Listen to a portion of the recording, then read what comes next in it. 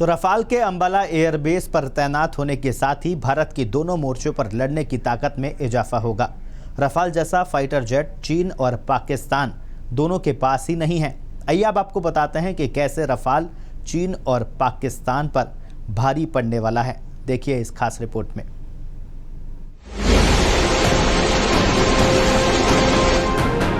Rafale के Ambala airbase पर तैनात होने के साथ ही भारत की दोनों मोर्चों पर लड़ने की ताकत में इजाफा होगा। रफाल को अंबाला एयरबेस पर तैनात करने की एक खास वजह है क्योंकि अंबाला एयरबेस भारत की पश्चिम सीमा से 200 किलोमीटर दूर है और पाकिस्तान के सरगोधा एयरबेस के पास भी है।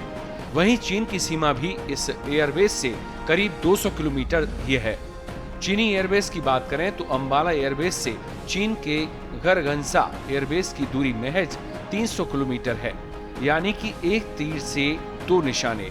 अंबाला एयरबेस पर रफाल को तैनात करने से भारत की दोनों मोर्चे पर हवाई क्षमता में इजाफा होगा, क्योंकि राफेल जैसा फाइटर जेट चीन और पाकिस्तान दोनों के पास ही नहीं है।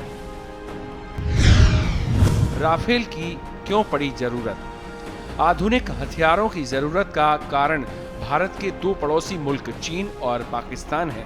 चीन की विस्तारवादी नीति के कारण ही 1962 में चीन और भारत का युद्ध हुआ, जिसके बाद से ही लद्दाख के एक बड़े भूभाग पर कब्जा जमाए हुए है। वहीं अब भी आए दिन LAC पर झड़प की स्थिति बनी रहती है। हाल ही में गलवान घाटी पेंगोंग क्षेत्र डेप्सोंग में चीन के साथ स्टैंड ऑफ हुआ। दोनों देशों की सेनाएं कई दिनों तक आमने सामने तैनात रहीं। ऐसे में भारत को नए और आधुनिक हथियारों को खरीदना आवश्यक बन जाता है। रक्षा विशेषज्ञों का तो यहाँ तक कहना है कि कोरोना तो एकमात्र बहाना है। चीन का असली मकसद बेल्ट एंड रोड इनिशिएटिव परियोजना CPEC और रिंग ऑफ पल्स जैसी परियोजनाओं से लोगों का ध्यान हटाना है। कोविड-19 एक बहाना है। जो बड़ा मुद्दा है वो समझने की जरूरत है।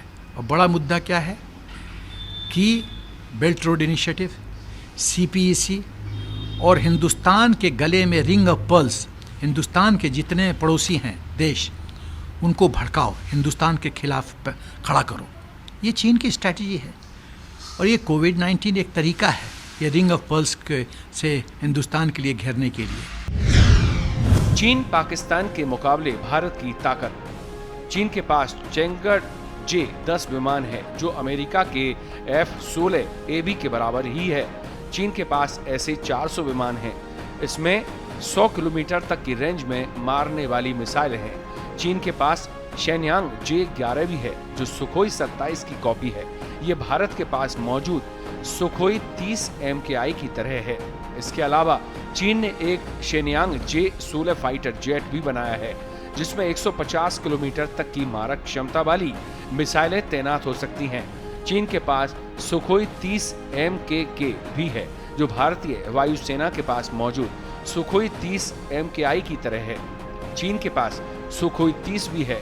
इन सब के अलावा चीन के पास 5वीं पीढ़ी का J-20 फाइटर जेट भी है, लेकिन ये सभी ऑपरेशनल नहीं है। वहीं पाकिस्तान के पास सबसे अच्छा फाइटर जेट F-16 ब्लॉक 52 है जिसकी मिसाइल की मारक क्षमता 120 किलोमीटर तक की है। कुल मिलाकर पाकिस्तान और चीन की तुलना में भारतीय वायुसेना के पास अच्छे फाइटर जेट हैं। ब्यूरो रिपोर्ट, पत्रिका टीवी।